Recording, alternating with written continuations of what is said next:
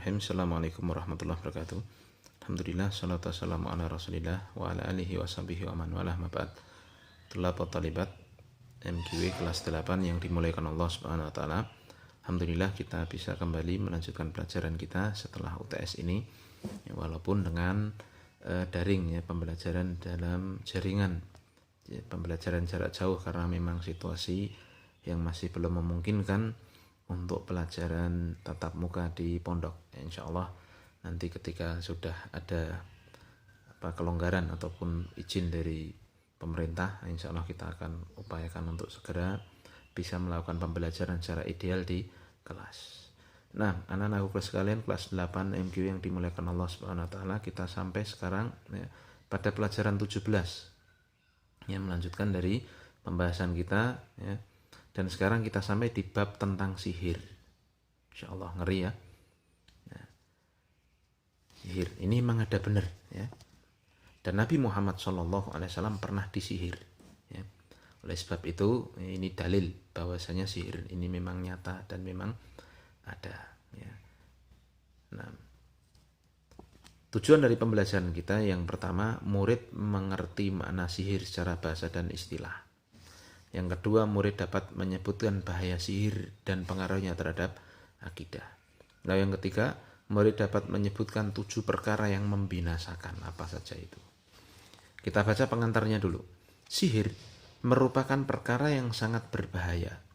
Sihir termasuk syirik besar yang menghilangkan tauhid dan sangat berbahaya bagi masyarakat. Maka wajib untuk berhati-hati dari sihir. Allah Subhanahu wa taala berfirman, "Walaqad alimu laman ishtarahu ma lahu fil akhirati min khalaq." Ya. Demi Allah, sesungguhnya mereka telah meyakini bahwa siapa yang menukarkan kitab Allah dengan sihir itu, tiada bagi mereka keuntungan di akhirat. Surat Al-Baqarah ayat 102. Dan Allah Subhanahu wa taala ya, di situ kata-kata yang sudah di sini ya, khalaq bagian di akhirat. Jadi tukang sihir itu ya tidak akan mendapat bagian ya di akhirat kelak. Taib. Kemudian ayat yang kedua, Allah berfirman, yu'minuna bil jibti wat tauhid. Ya, mereka mempercayai dengan jibti dan tauhid ya. Mereka percaya dengan jibti dan tauhid. Nah, kita perjelas apa itu makna jibti dan tauhid. Qala Umar, al jibtu as-sihru wa tauhidu asyaitanu. Berkata Umar bin Khattab radhiyallahu taala anhu, jibti yang dimaksud di sini, yu'minuna bil jibti wa tauhid. Jibti ini adalah sihir. Mereka ya beriman kepada, mereka mempercayai dengan sihir. Wa tauhid, tauhid adalah setan, kata Umar bin Khattab dalam ayat ini. Paham ya? Nah, wa qala Jabirin, dan berkata ya Jabir, at-tawaghi itu ya, para tauhid adalah kuhanun kana yanzilu alaihimu syaitanu fi kulli hayyin wahidin ya, para tukang ramal yang didatangi syaitan. Pada setiap kabilah ada seorang tukang ramal. Nah, lalu yang terakhir, ya, dalil yang terakhir di sini, wa an Abi Hurairah radhiyallahu taala anhu. Ya. Atau sebelumnya kita baca yang dimaksud dengan kahin tadi adalah orang yang menyatakan mengetahui hal gaib. Ya. Jadi yang dimaksud ya dikatakan Jabir di sini kan tauhid ya, di dalam ini masih tafsiran yu'minuna bil jibti wa tauhid. Ya, tauhid itu adalah ini kuhan, dukun, peramal, orang yang mengaku tahu ilmu gaib. Ya, yang mereka itu didatangi setan dan di setiap kampung ada satu, biasanya begitu. Satu tukang sihirnya itu, satu peramal, satu dukunnya itu. Nah, Masya Allah. Ya. Kembali ke sini. Wa an Abi Hurairah radhiyallahu anhu. Dari Abu Hurairah radhiyallahu anhu, anna Rasulullah sallallahu alaihi wasallam qala, bahwa Rasul sallallahu alaihi wasallam bersabda, kurung buka. Ya. Ijtanibus sab'al mubiqat. Jauhilah oleh kalian 7 perkara al-mubiqat. Mubiqat lihat artinya yang membinasakan. Dinamakan mubiqat karena perkara tersebut menghancurkan pelakunya di dunia dan di akhirat. Ya. Jadi Nabi mengatakan jauhilah oleh kalian 7 perkara yang membinasakan di dunia dan di akhirat. Ya, maka para sahabat bertanya, qalu, ya Rasulullah, wa ma hunna? Wahai Rasul, apakah itu? Apakah 7 perkara yang membinasakan itu? Qala, maka Rasul menjawab, yang pertama, asyirku billahi. Perkara membinasakan yang pertama adalah syirik kepada Allah. Yang kedua, wasihr, sihir. Yang ketiga, wa qatlun nafsil lati harramallahu illa bilhaq. Yang perkara membinasakan yang ketiga adalah membunuh jiwa yang diharamkan oleh Allah, ya, kecuali dengan yang benar. Maksudnya dengan yang benar itu kan ada 3. Ya, apa itu? Ya, thayyibuz zani al-mufariqu lidinihi tariku lil jamaah, ya. Lalu tariku lidinihi, ya. Tariku lidinihi, ya. Itu ya dalam hadis arba'in apa? La yahillu damu mri'in muslimin illa bi ihda thalathin. Tidak halal darah seorang itu kecuali dengan 3 perkara. Athayyibuz zani, yang pertama apa? Seorang yang sudah menikah tapi dia berzina. Lalu yang kedua, tariku lidinihi, ya. Yang dia itu apa? Yang pertama athayyibuz zani, yang kedua an-nafsu bin nafsi, ya. Orang yang membunuh, jadi ganjarannya ya dibunuh, ganti. Lalu yang ketiga, tarikul lidinihi mufariqul lil jamaah.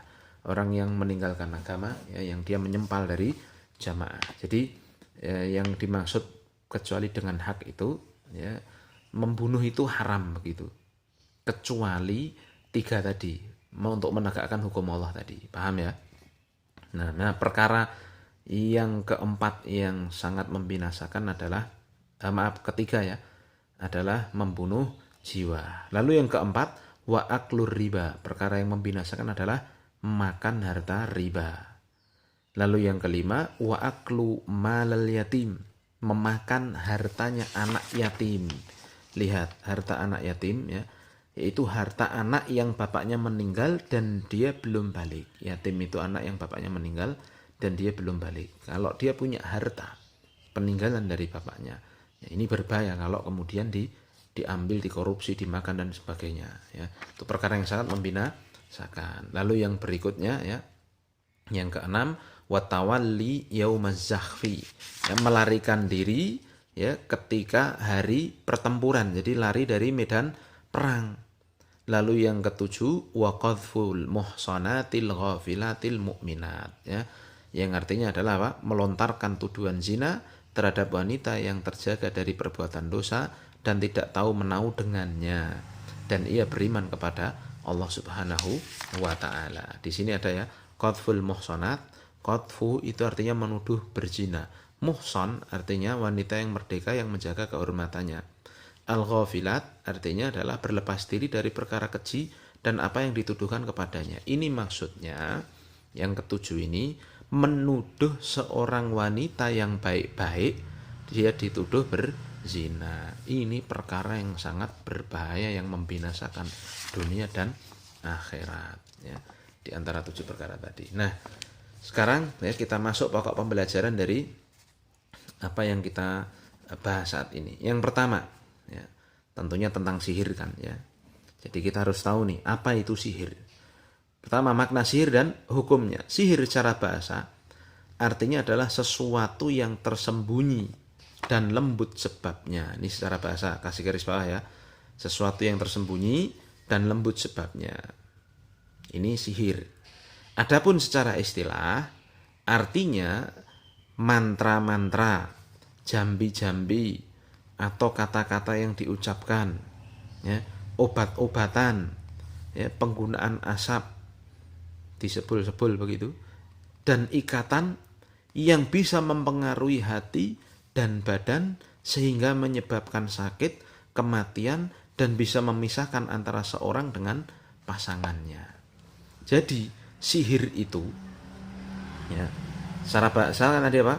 Sesuatu yang tersembunyi dan lembut sebabnya. Sihir itu tidak kelihatan begitu secara bahasa, ya. Adapun secara syar'i istilah, maksudnya secara benar-benar ya apa itu sihir yang sesungguhnya, itu adalah ini. Pemakaian mantra-mantra, jampi-jampi, obat-obatan atau pakai asap atau buhul, ya, ikatan-ikatan itu yang ya, dipakai tentunya dengan bantuan jin, ya. Dia minta tolong pada jin sehingga bisa mempengaruhi hati dan badan orang yang disihir itu, ya, sehingga orang yang disihir itu bisa sakit, bisa mati, atau bisa pisah dari pasangannya. Jadi sihir ini ya serangan tersembunyi begitu, ya, serangan tersembunyi. Bisa dipahami ya. Ya, tentunya tidak bisa dilakukan kecuali dengan bantuan jin, ya. Dan untuk mendapatkan bantuan jin itu si tukang sihirnya harus melakukan ya permintaan-permintaan jinnya baru mau dibantu. Baik, kemudian kita bahas. Adapun hukum sihir adalah haram menurut semua agama. Ya. Jadi sebenarnya sebelum Islam ini maksudnya kan, ya, ada ya, ajaran Nabi Ibrahim, ada ajaran Nabi, ya, para nabi sebelumnya semualah ya. Ini ya mengharamkan seluruhnya mengharamkan perkara sihir ini. Ya. Islam terlebih lagi sangat ya, mengharamkan perkara sihir ini. Hukum sihir ada dua. Yang pertama syirik besar dan menghilangkan tauhid. Tolong kasih garis bawah. Syirik besar menghilangkan tauhid. Sihir tersebut tidak bisa dilakukan kecuali dengan menyembah setan dan mendekatkan diri kepadanya. Ini. Jadi yang pertama itu menghilangkan tauhid 100% kapan? Ketika sihir yang dilakukan itu tidaklah didapatkan kecuali dengan cara menyembah setan dan mendekatkan diri kepada setan. Ya. Dan inilah yang dilakukan oleh tukang-tukang sihir. Ya. Saya pernah ya punya teman begitu ya.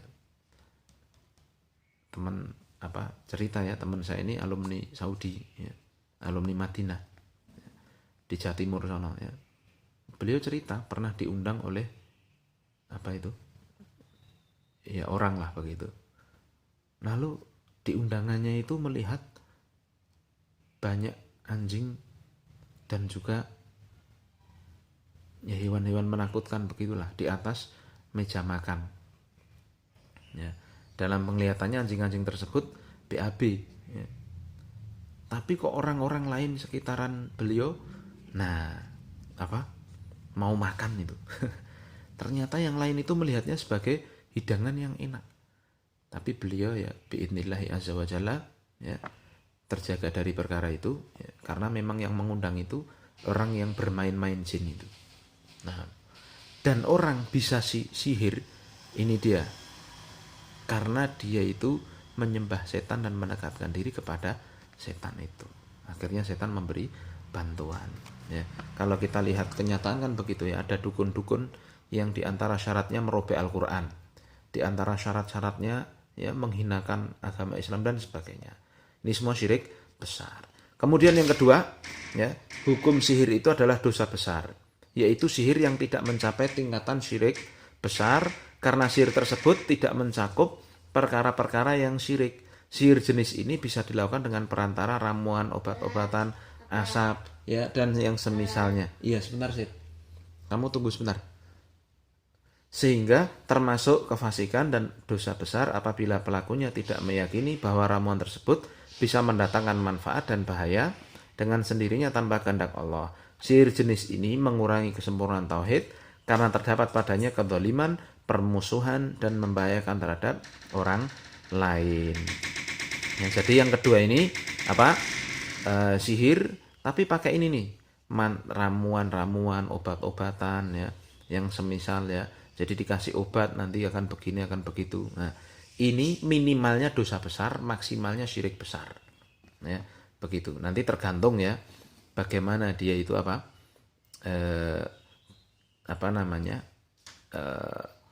pemakaiannya itu apakah mengundang jin atau tidak.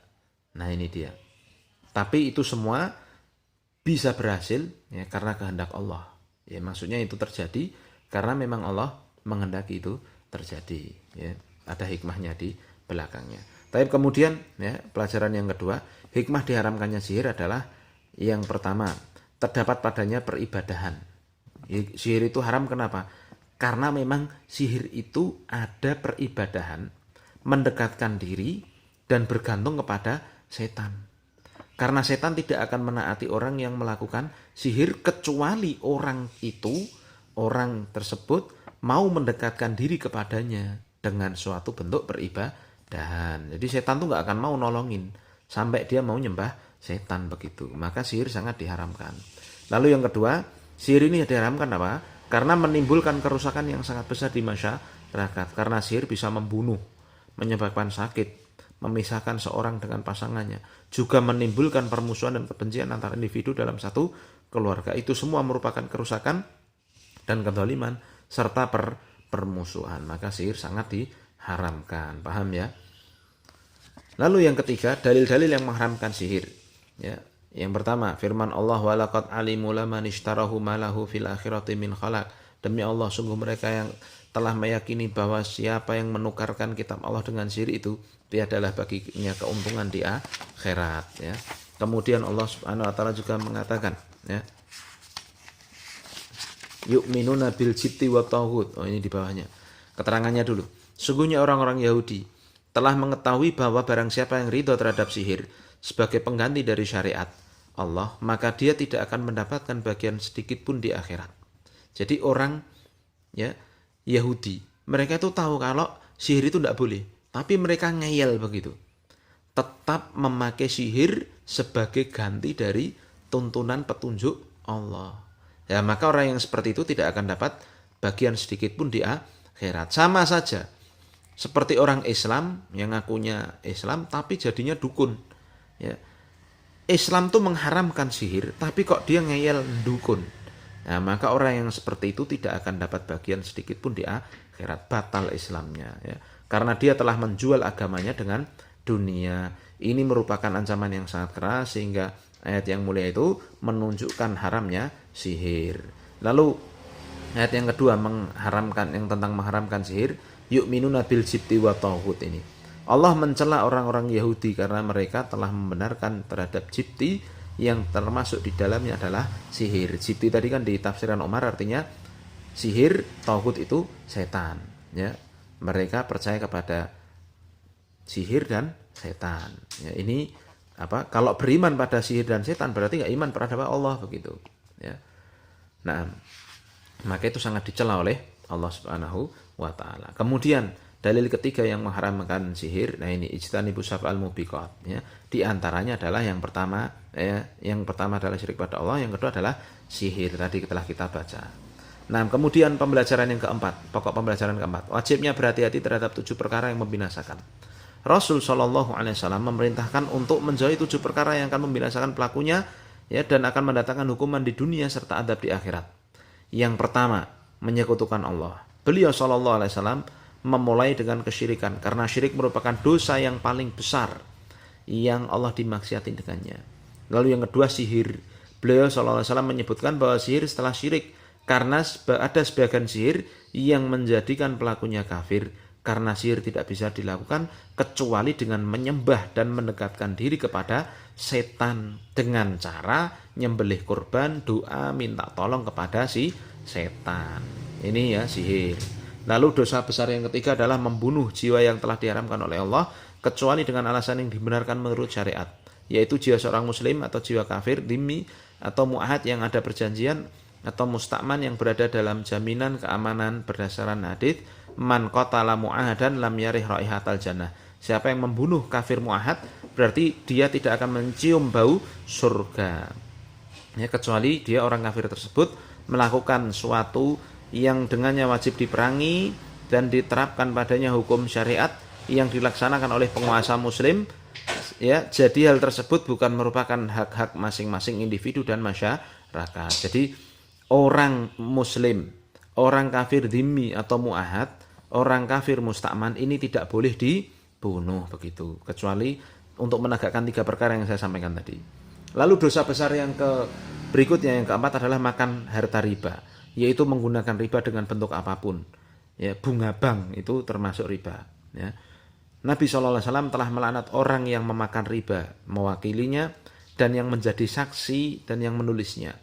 Berkata sebagian salaf, dia pemakan riba kebanyakan mati dalam keadaan su'ul khotimah. Wih, ngeri kan?